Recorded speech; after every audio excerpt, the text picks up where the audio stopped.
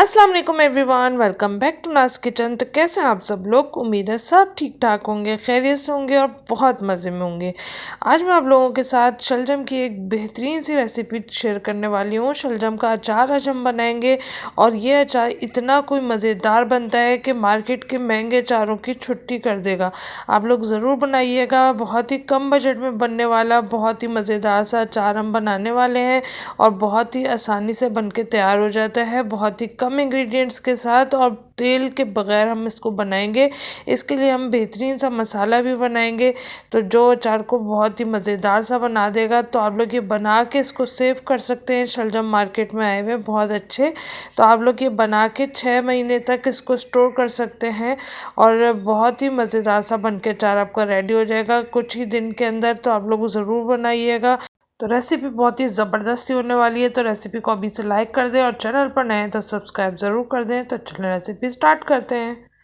यहाँ मैंने एक बड़े से पतीले के अंदर पानी ले लिया है और इसके अंदर अपने पतीला पानी भर के रख देना है और इसके अंदर मैंने 1 टेबल स्पून हल्दी डाल के और इसको अच्छे से मिक्स कर लिया है और इसको हम कवर कर देंगे और बॉयल आने का वेट करेंगे।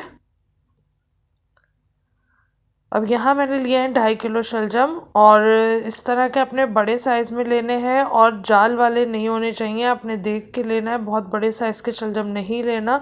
और मैंने इसको बीच में से बस कट करके और इस तरह से मोटे पीसेस में इसको कट कर लिया है। तो आप देख के लीजिएगा, शलजम बिल्कुल भी जाल वाले ना हो। सीज़न में तो जब आ रहे होते हैं तो जाल वाले नहीं होते, तो आप कोशिश करें से सीज़न वाले जो शलजम हो उसी में बनाएं जो सर्दियों में आ रहे होते हैं। तो ये देखें, ये इसमें उबाल आ गया और मैंने इसको 2 मिनट के लिए पकने के लिए छोड़ दिया था ताकि हल्दी का कच्चापन भी ख़त्म हो जाए। और अब इसके अंदर जब 1-2 मिनट पक जाए पानी हल्दी वाला, तो आप इसको फिर शलजम को ऐड कर दें और शलजम का इससे बहुत अच्छा सा कलर आ जाता है। बहुत से लोग नहीं इसमें डालते हल्दी, मगर वो फिर सफ़ेद सफ़ेद सा शलजम का अचार बनता है जो अच्छा नहीं लगता। ये ज़रा कलर इसमें आ जाता है और अच्छा लगता है दिखने में। तो बस अब आपने इसको चलाते रहना है और 5 मिनट पकाना है और इसको इतना पकाना है कि ये इसको जब आप तोड़ें तो थोड़ा सा ये मुश्किल से कट हो। बहुत ही आपने इसको नरम करके नहीं उतारना, शलजम बहुत तेज़ी से पक जाता है।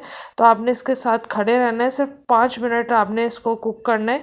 और ये देखें, मैं इसको कट कर रही हूँ तो आपको ऐसा लग रहा होगा कि ये बहुत आसानी से कट रहा है, लेकिन मैंने इसको जब कट किया है तो थोड़ा सा ये मुश्किल से कट हुआ है। तो आपको थोड़ी सी कसर इसके अंदर रखनी है, बिल्कुल फुल पका के आपने नहीं उतारना, वरना ये बाद में जब पक जाएगा अचार हमारा मतलब तैयार होगा तो ये और भी ज़्यादा नरम हो जाएगा।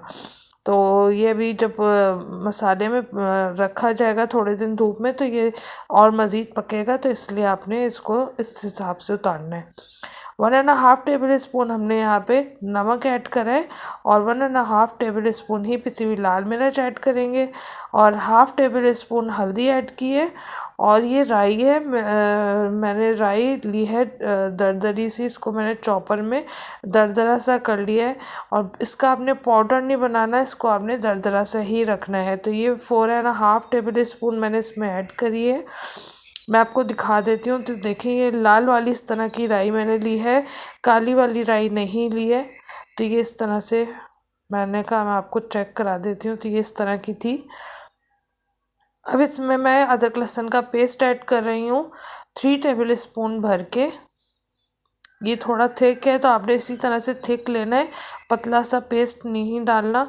तो बस अब ये डाल के और इसका हम मज़ेदार सा मसाला रेडी कर लेंगे, इसको अच्छे से मिक्स कर लेंगे। तो ये हमारे पास एक बहुत ही मज़ेदार सा मसाला रेडी हो जाएगा। अब ये जो पानी आपको नज़र आ रहा है, ये जो हमने शलजम उबाले थे ये वही पानी है और मैंने थोड़ा सा पानी अलग रख लिया है एक बाउल के अंदर और बाकी का पानी फेंक दिया है। तो अब हम जो पानी यूज़ करेंगे इसमें सादा नलके का पानी यूज़ नहीं करेंगे, ये जो पका हुआ शलजम का पानी है यही हम इसमें ऐड करेंगे।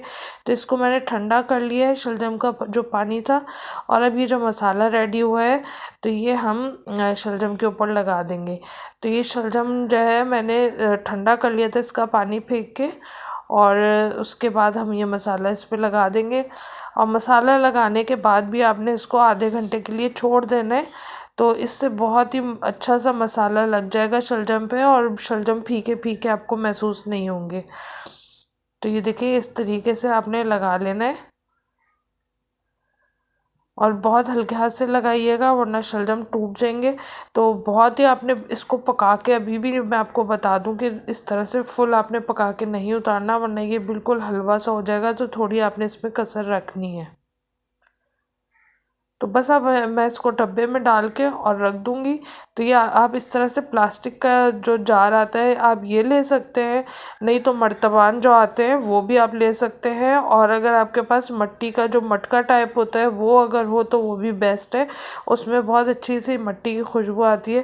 تو فی الحال میرے پاس یہی اویلیبل تھا تو میں اسی میں ڈال رہی ہوں۔ اگر آپ کے پاس مٹی کا مٹکا جو ہوتا ہے وہ ہو یا پھر مرتبان ہو تو آپ اس میں ڈالیں تو وہ بیسٹ رہتا ہے۔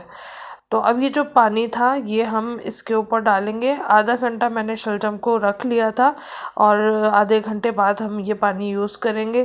تو آپ نے جب بھی شلجم میں پانی ایڈ کرنا ہے تو یہی ہلدی والا پانی اس میں ڈالیں گے، تو اس سے اچھا ٹیسٹ بھی آتا ہے اور کلر بھی اس کا اچھا رہتا ہے۔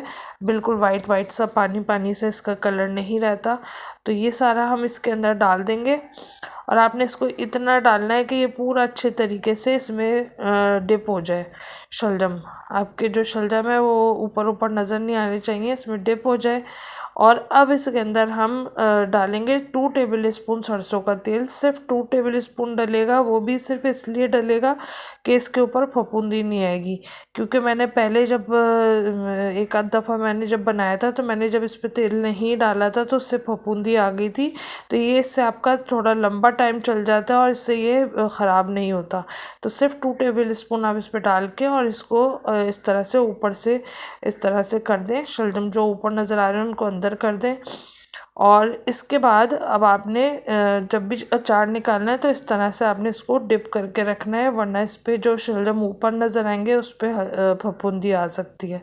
تو بس اب اس کو آپ نے دھوپ میں رکھنا ہے، 3 سے 4 دن لگاتار آپ نے اس کو دھوپ لگانا ہے۔ تو اس طرح سے کر کے آپ تیز دھوپ میں، جہاں بھی آپ کے یہاں دھوپ آتی ہو، آپ اس کو رکھ دیں۔ 4 دن آپ نے دھوپ لگانا ہے، اس کے بعد 3 دن ویٹ کرنا ہے، تو اس کے اوپر آپ کو ببلز نظر آئیں گے۔ تو ابھی تو اس پہ آپ کو ببلز نظر نہیں آ رہے، دیکھیں۔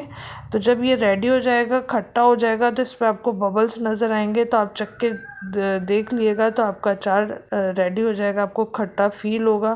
تو بس آپ اس کے اوپر ڈھکن لگا کے اس کو سیو کر کے رکھیں، اور جو بھی چیز آپ بنائیں تو اس کے ساتھ اس کو انجوائے کریں۔ بہت ہی مزیدار سا آپ کا بہترین سا اچار ہوم میڈ ریڈی ہو جائے گا، اور بغیر تیل کے آپ نے اس کو بنایا ہے، پانی کے اندر، کم بجٹ میں بہت ہی مزیدار سا آپ کا اچار ریڈی ہو جائے گا۔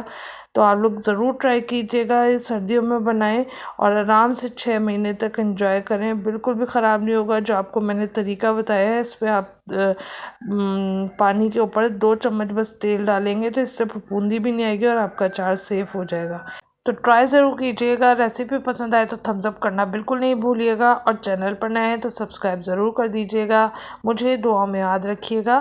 نیکسٹ ویڈیو میں ملوں گی ایک نئی اور زبردست ریسیپی کے ساتھ۔ Thanks for watching. اللہ حافظ۔